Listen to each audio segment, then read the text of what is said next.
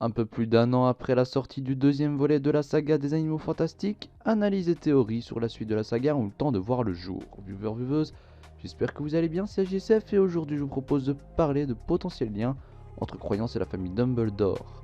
Après une mise en contexte, je vous proposerai deux théories existantes et je clôturerai par mon avis personnel et je vous dirai pour quelle théorie je penche le plus. Sans plus tarder, c'est parti.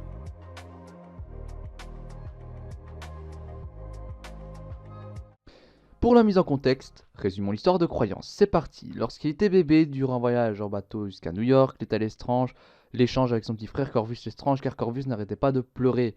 Alors que le bateau subit un naufrage, Croyance est sauvé par la nourrice de la famille Lestrange, qui pensait sauver Corvus. Par la suite, il va être adopté par Marie-Lou Belbos, qui maltraite ses enfants, mais c'est sur Croyance qu'elle se déchaîne le plus. A noter qu'elle a dirigé la Ligue des Fidèles de Salem, ligue de non-mages opposée à la sorcellerie. Grindelwald ensuite, en tant que Perceval Graves va se rapprocher de lui.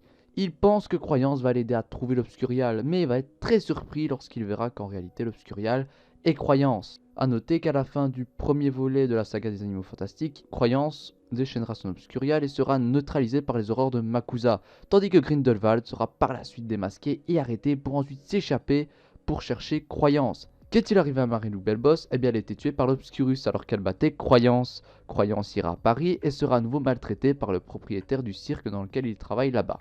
Il s'enfuit avec Nagini suite à la réception d'une lettre de Grindelwald. Il veut trouver des réponses sur ses origines. Il pense à premier temps à Irma Dugarde car son nom figure dans ses papiers d'adoption, mais c'est qu'une simple nourrice, la nourrice de la famille Lestrange. Alors qu'Irma meurt, tuée par Grimson, il déchaîne à nouveau son Obscurus.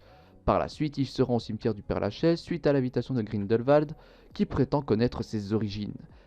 Il va rejoindre les troupes de Grindelwald, et plus tard dans le château du Nurmengard, celui-ci révèle à Croyance qu'il est un Dumbledore du nom d'Aurelius et le frère d'Albus. Maintenant, je vous propose de parler de deux théories déjà existantes, donc qui ne sont pas miennes. Partons du fait que Grindelwald a menti.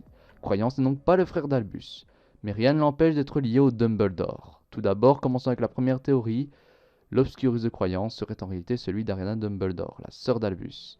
Avant d'aller plus loin dans celle-ci, je vous propose de vous expliquer qu'est-ce qu'un Obscurus. Eh bien, c'est une force magique qui n'a rien de normal. Elle prend forme à partir du renfoulement du pouvoir magique d'un sorcier à l'intérieur de lui-même. Un sorcier possesseur d'un Obscurus est appelé Obscurial. Ce refoulement de pouvoir magique est causé par des violences, quelle qu'en soit leur forme, physico-psychologique, subies par le sorcier. L'Obscurus apparaît durant l'enfance, et un enfant Obscurial a de très fortes chances de mourir avant ses 10 ans, ce qui permet de montrer un détail surprenant car Croyance est adulte malgré son Obscurus. L'Obscurus sort de son Obscurial sous forme de fumée noire et de nuages de vapeur. Il a un pouvoir destructeur et lorsqu'il a fini de détruire tout sur son passage, il retourne en son possesseur. Dernier détail à savoir, la taille de l'Obscurus varie en fonction de l'âge de son Obscurial. Maintenant, je reprends avec la théorie qui dit que l'Obscurus d'Ariana pourrait être transmis à Croyance par transfert d'âme. Pour qu'un transfert d'âme se fasse, il faut qu'un événement imprévu se déroule. Lors du combat contre Grindelwald, Abelfort et Albus affrontaient celui-ci alors que soudain Ariana fut tuée par un sortilège dont on ne connaît pas le lanceur. L'Obscurus d'Ariana, suite à la mort de celle-ci, aurait cherché après un autre sorcier qui a refoulé sa magie, Croyance par exemple, qu'il a refoulé à cause de Marie-Lou Belbos. Petite précision, Ariana a refoulé sa magie suite à un jour où 3 moldus l'avaient attaqué car ceux-ci l'avaient vu exercer ses pouvoirs magiques. Voilà pour la première théorie.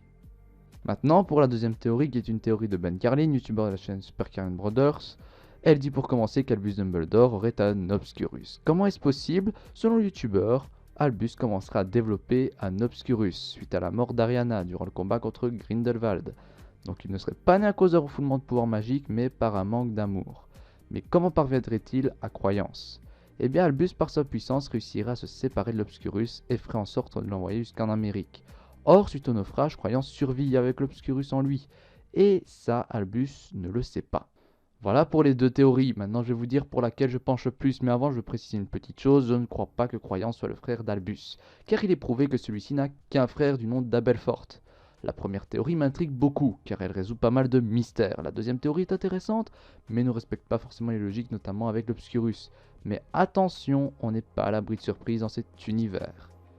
Voilà, donc la vidéo touche à sa fin, je vous remercie d'avoir visionné jusqu'au bout. C'est une première sur la chaîne, car c'est ma première vidéo consacrée au monde de J.K. Rowling.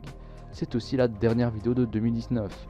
Je vous invite à laisser votre avis en commentaire, à liker si ça vous a plu, partagez la vidéo aussi, vous abonnez si ce n'est pas encore fait en activant la cloche pour être notifié de la moindre activité sur la chaîne.